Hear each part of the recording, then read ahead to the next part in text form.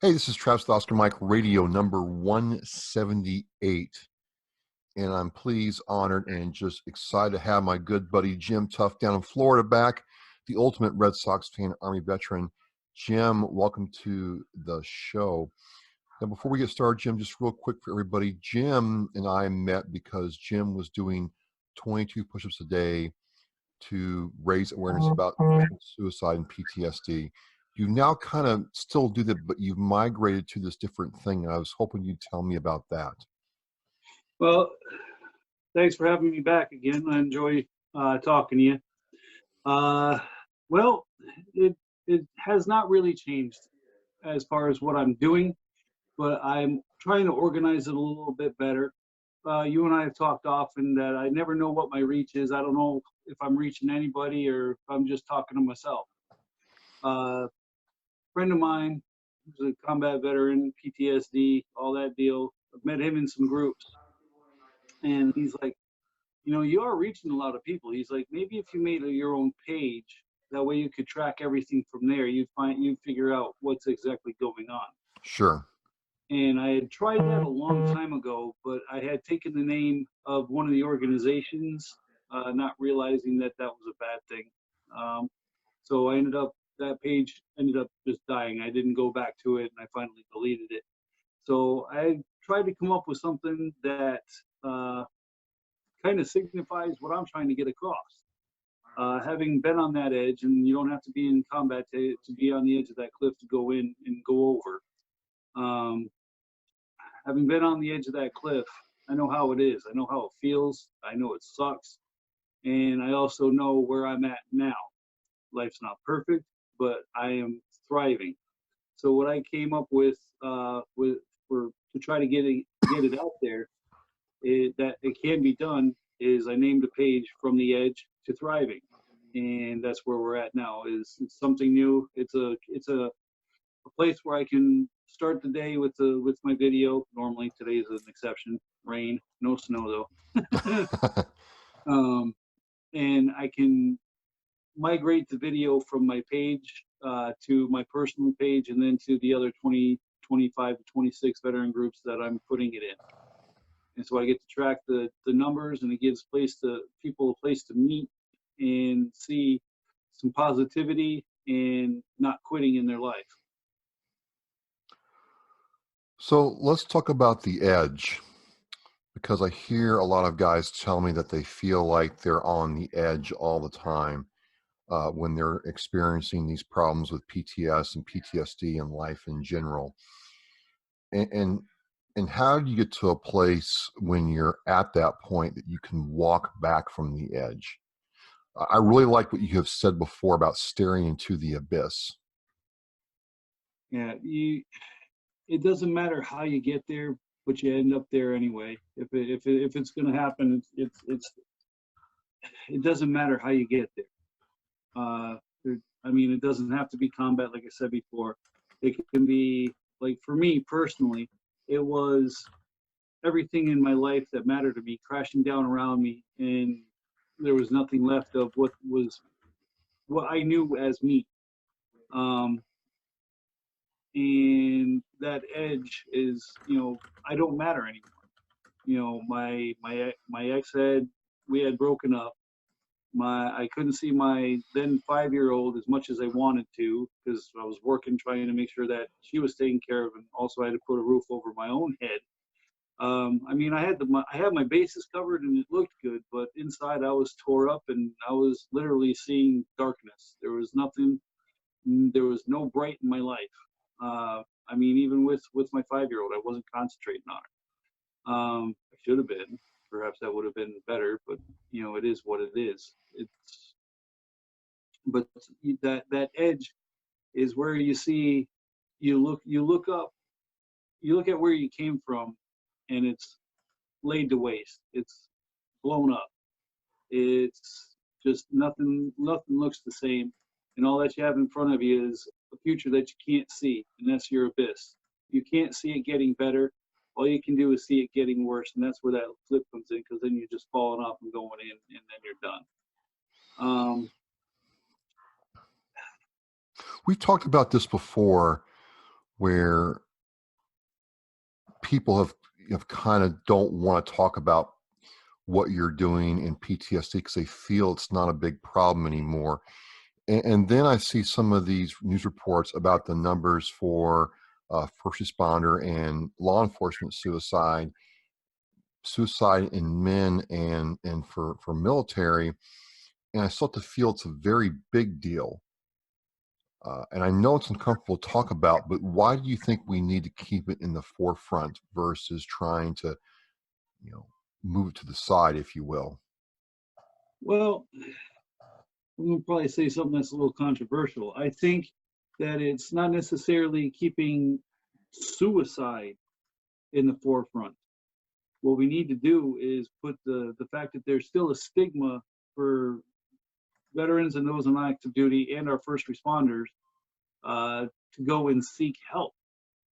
Careers have ended because our guys and girls have gone to seek help, when that is probably one of the best things they can do, because if as you slowly get towards the edge of that cliff, your judgment is not sound, and the only way to get it back to sound is to actually be able to talk it out and figure out how to get past it, how to accept what has happened to you, and accept that it has happened to you, and there's no going back. You are the sum of all your experiences. You can't just say, all right, snap a finger and it's fixed. Obviously not. Otherwise, we'd have no problem. But we also can't sweep the problems underneath the rug and say, all right, well, we have the problem, but as long as we don't talk about it, it's not there, because the problem is there, and it manifests itself when people see no other way out other than to take their own life. And we've got to change that. We may not want to concentrate on the fact that it's occurring, but we need to concentrate on the fact that we can prevent it by not stigmatizing the act of getting help. I say it all the time in my videos, and I couldn't say it now if I wanted to, but if you need help, seek help. Get it from friends, family, professionals. There's absolutely no weakness and no shame in seeking help to make sure that you get what you need to do, get what you need to get to stay here. And that's where we need to get to. We need our leadership in the military, leadership in the VA, and our own selves to say, all right, I do need help.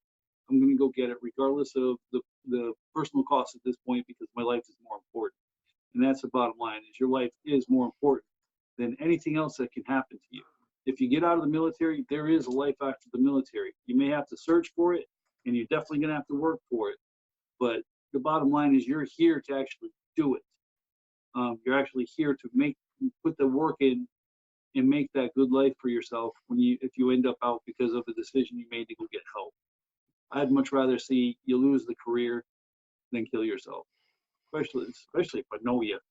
Bottom line, even if I don't know you, I don't want you killing yourself. Right, right. So you created this page now, and for people who, and I'll have the links to prior podcasts I've done with Jim. Actually, this is kind of cool. This is our first time doing this face to face. I'm in New England, he's in Florida, and we're talking like we're right next to each other. It's very, very good. I really enjoy this format. But I will have links to prior podcasts on this blog post for this video that we're doing. And now that you have, migrated the page, do you see the engagement pick up? Do you see people starting to feel safe, or is it too soon to kind of really tell? It's been up a little over a week. It's gotten to over 100 followers and 100 likes on the page. The interesting thing is watching the videos increase in the views, which means it's getting out there, which I'm happy. I'm proud to be part of. I'm the only one doing that. But I'm proud to have people watching the video and saying, saying good things about what I'm saying to them, because I'm basically having a conversation, a fireside chat, so to speak, with everybody that decides to watch it. The reach is a lot bigger than I thought, and I'm grateful for that, because something is resonating, and I'm excited for that. You know, like I said before, I'm not intending to be famous, but I am intending to try to make a difference in at least one person's life and hopefully keep them here. So for you, if one person either, later or, gets with you on the page and says, "Hey, what you did made a difference in my life," that makes all, because ladies and gentlemen, Jim has done over 500 days of doing, 22 push-ups. I mean, he has walked his talk. But if one person comes back to you with that kind of feedback, you feel that you have met your goal or your purpose, excuse me. Yes, the goal is to reach out. Reason why this became is what it has become is because my now wife was the one to reach out to me and say, it's worth staying here. I got you. So this is my way of trying to do I got you on a lot bigger scale. And I've had people say I've made a difference in how they've approached life, and that's awesome. I am thrilled, um, over the moon that I was able to actually help somebody take a step back, reevaluate what's going on, and try to make positive changes in their life. And that's what it's all about: positive change. Awesome, awesome. So what you're and this absolutely blows my mind, which is why I'm just kind of struggling with it, is I still talk to so many people who sit there and tell me that there's no hope, there's no resources, there's no one to help me, and it's just not getting through. I think there's work that I need to do. I know you're doing work, but what can I do to sit there and tell somebody that yes, yes, there are people out there that want to help you. Yes, there's places for you to go. Yes, there are people that care about you instead of withdrawing and not reaching out. How do you get past that, or is that just the person has to make that choice? Well, the best thing I've seen so far is there's a community of veterans out here that are trying to influence change. Uh, you can find them in the groups Vet Life for Life, Veterans Helping Veterans, American Military Family Got Your Six. Um, I'm going to mess up the name because I'm new to the group. It's a Military Dad Bat Cave, I think. I'd have to look it up. But there's a lot of groups all around United War, and there's so many groups for real. So there's tons of resources and not resources, but there are tons of peers. There's tons of veterans and brothers and sisters that if you do reach out, they're there for you. Yeah.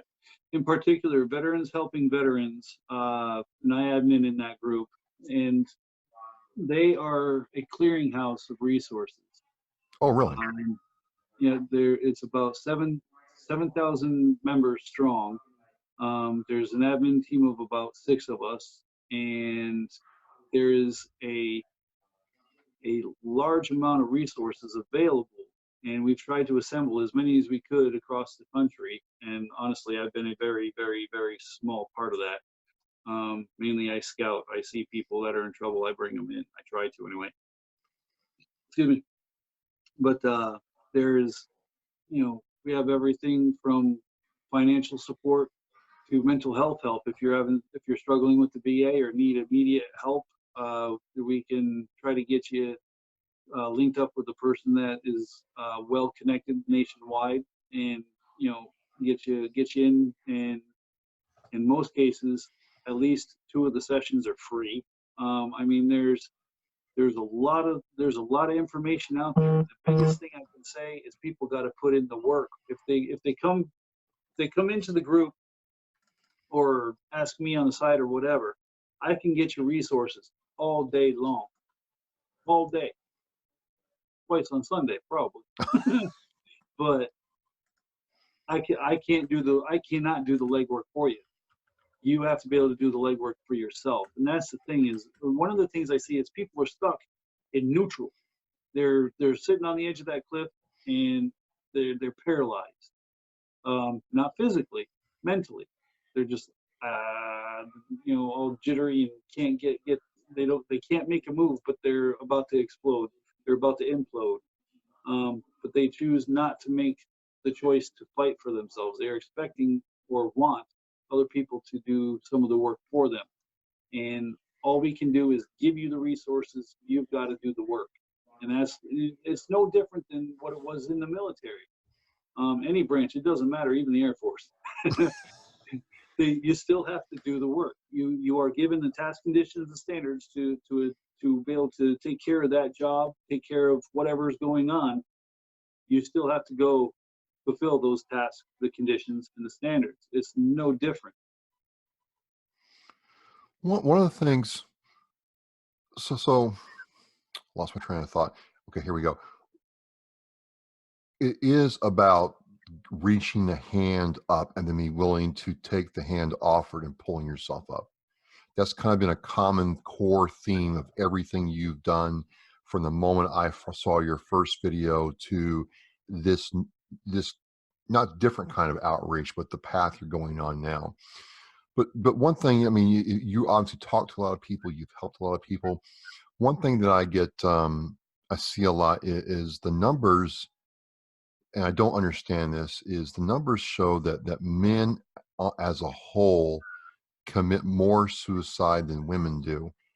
This is not a male versus female thing, but it is interesting. And the reason I want to ask you what your thoughts are on this, because I don't think there's a lot of data, there's not a lot of research on this. This is not something that people are trying to solve like cancer. So I didn't know if you had any perspective on why that is. Why do you think men experience this mental trauma more than women do, or do the sexes interpret this differently? Honestly, from things that I've seen lately, reports that I've seen, is uh, women veterans are more statistically likely to commit suicide than males. The difference is the sheer volume of males in the military versus female is where that number is derived from. There's far more men in the military, so therefore the pool is bigger for the chance, I guess, to commit suicide. So you're saying take 100 men and 100 women, you know, same demographics, everything, the numbers would be greatly increased for women. Yes. Okay, so that makes sense. That makes sense. And I'm like you. I want to see you grow, and I want to see your outreach, increase. But at the end of the day, Jim's been very clear about this, ladies and gentlemen, where he wants this to eventually end. It would be a really accomplishment if you didn't have to do this anymore. Not that you have to do it, you do it because you want to do it. But in a perfect world, you don't want to do this anymore. No. If I could stop tomorrow, as far as because the mission has been accomplished, I'd happily sleep in. I start my day at 4 o'clock to get the video done before I go to work. Today didn't happen because it was raining, and my DD-214 says I do not have to go get wet. Well, you don't like that? You live in Florida, man. Come on, it's raining every day. Yeah, I'm usually at work though. Oh, okay, all right. But no, and it was a cold rain this morning too, so I really didn't want to do it. Come on, Jim. Your idea of cold and my idea of cold are two different things. Come on, come on. But, just yeah. really quickly,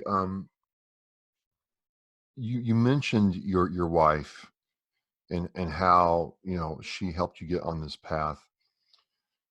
My thing that I want to be able to do with this outreach that I'm doing is be able to help the spouse, wife or husband who's struggling watching their spouse go through this, reach out for help. So what do you tell people when you have the spouse come up to you and says, I'm at wit's end, I don't know what to do anymore?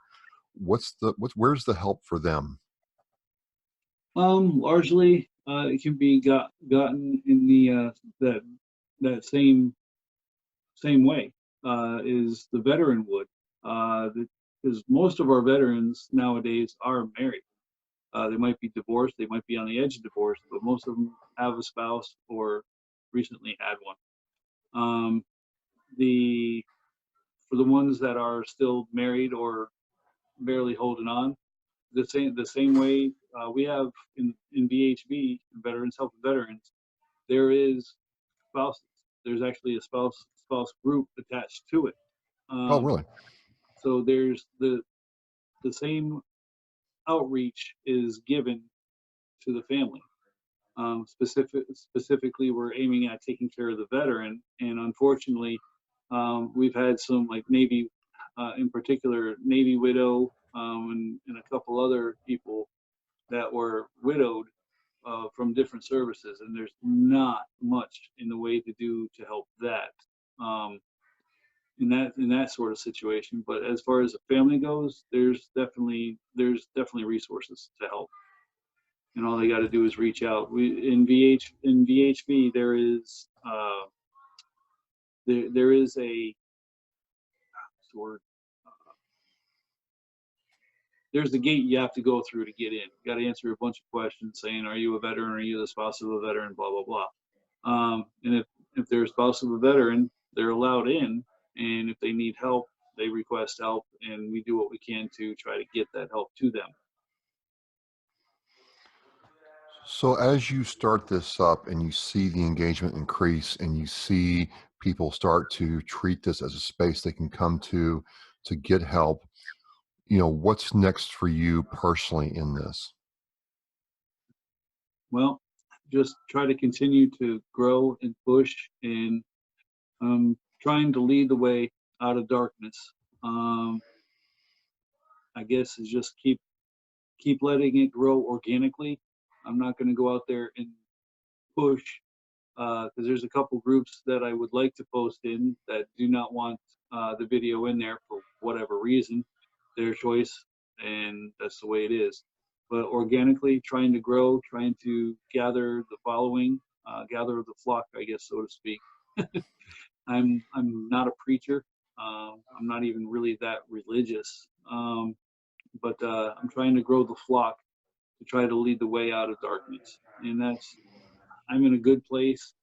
Not every day is perfect, and like I said, mine is not a combat PTSD. But life doesn't matter if you have PTSD or not. Not every day of your life is going to be a spectacular success.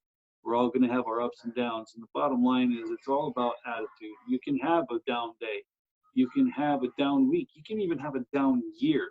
But as long as you keep fighting and you keep pushing and you stay positive as you possibly can, and try to get rid of the toxicity around you, whether it be in your home due to people or whatever you have in your house, chemical wise, because a lot of stuff we ingest messes us up, to just making sure that the people that you deal with on a daily basis are the people that you need in your life. You can get to a better place. Gotcha. And planning. I've said this a ton. You can right now, I wouldn't say I have a plan for this, but I'm working on where I'm going to go next with it. And if you wing it, it's a wish. If you plan it, it's a goal. Right now, I'm winging it as far as the page goes, but I will figure out which direction this is going to go and go from there. So I just think that, we have been talking for almost 2.5 years now. Yep. And it has been a real honor and pleasure. Pleasure in the sense that, oh my God, this guy is for real. I finally have a person who is doing this for real. This is not some publicity stunt. There are certainly easier ways to get attention in life than doing and talking about what you're doing. And for me, folks, it's not even the push-ups. It's the message before the push-ups that make it really important to tune in and understand what's going. I certainly can appreciate what you mean by PTSD and other non-military areas of your life. There's a lot of veterans who experience that through different situations that have nothing to do with combat, and it completely derails what they thought their life path would be. So what I'm trying to say is, for me, Jim, is yeah, you're veteran and military focused, but anybody can check this out and get something out of it. Yes.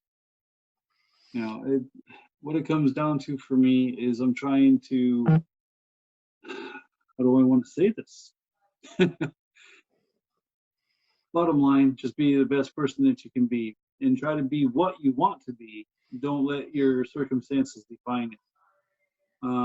You don't have to, you don't have to stick in the mud. You know, if that's where you find yourself, you don't have to stick there. You can stick your head out and start that climb. And it's just about being a good and decent person to yourself first and foremost. We've got to treat ourselves good, because when we're feeling down and that we don't matter, we kind of let ourselves go to pot, so to speak. And we have to work on how we treat ourselves and treat everybody else around us, and just try to be better human beings to ourselves and others, Oh, and just keep moving forward. man, that's just awesome. I really can't wait to see. And what's the name of the page? Is, let me see if I got this right. Is From the Edge to Thriving. Yes.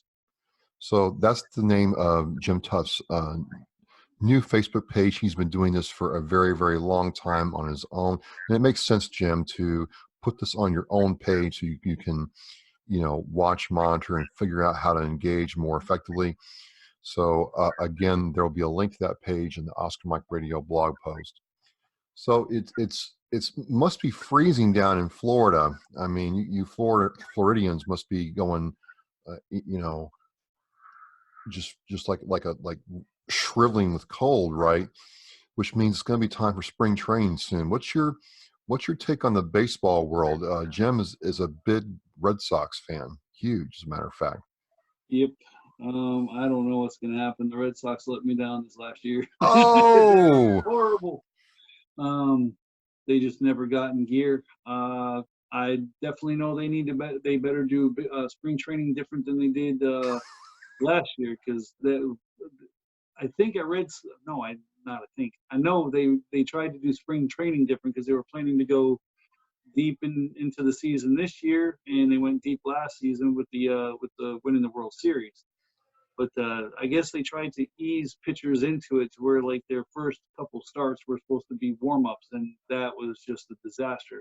If they're going to do that, they can't start on the West Coast like they did this past year, because that the time change and all that. I don't know, but they went in with the plan. I think they thought was going to work, and boy did it backfire. And you got to watch out for the Yanks as usual, because well, they got a good team, not as good so as Houston. so on the sports front, real quick, and we're winding down. I got to go parent here in a minute. All good. Um, a lot of my fellow veterans are like, "Look, man, we're giving the NFL another chance. We see the flag being respected. We don't see people kneeling. It's time to put that behind us and just enjoy something that brings everybody together instead of making it something that separates people." Just curious. I'm really on the fence about that one. It kind of left a mark on me internally, and I quit watching for a year and a half now, and I don't really miss it. It's not something I have to do. So I could take it or leave it at this point. It's going to take something special, especially after what happened last night, for me to come back to the NFL. I'm just kind of curious what you thought. Well, hmm,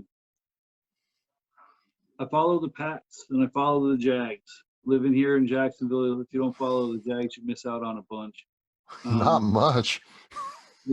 Actually, they were pretty good the first year I came down here. I was like, hey, thanks for the present, and then they went to crap last year. But Minshew is a real deal. But as far as football in general, they they lost me for a little bit, and I'm not all the way back. I didn't like that they put the emphasis where they did. The social justice warrior stuff doesn't play well with me. It's why Right. I'm kind of on the fence about Star Wars at this point too. And I'm a Uh, huge Star Wars fan. yeah, that's But, that's that's we'll have to do an off-topic, off-veteran podcast about that one, because that's a deep rabbit hole.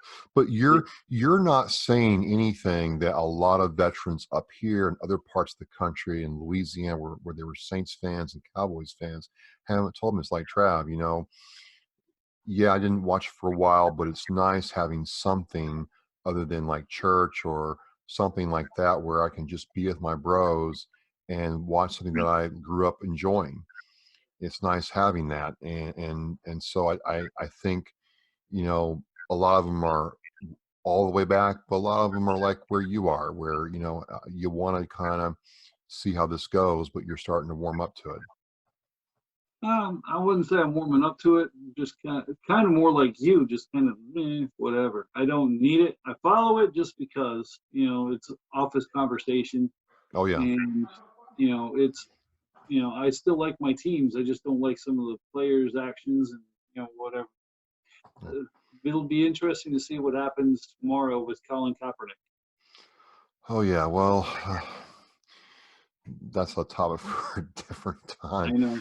But we may have to do an OMR, a tough OMR review of the new Star Wars movie, because they have pretty much lost me at this point. I'm not even sure I want to spend the money to go see the last one after what they did with the one before that. But um, folks, the page is called From the Edge to Thriving, and you're going to go on this page and hear authentic content from somebody who's been there and is going to give you some real pointers on moving forward. And Jim, I just want to say you're a busy man, you got a lot going on. I want to say thanks for coming on, talking to me, and it's much better doing this kind of quasi face to face. It feels like a convo now, so thank you again. This was cool. Awesome. I enjoyed it. Well, this is 178 shutting down. Again, Jim Tough, he does 22 push-ups a day. He's done it for over 550 days, if I think I got my numbers right. And 635 today. 500, 555? 635. 635.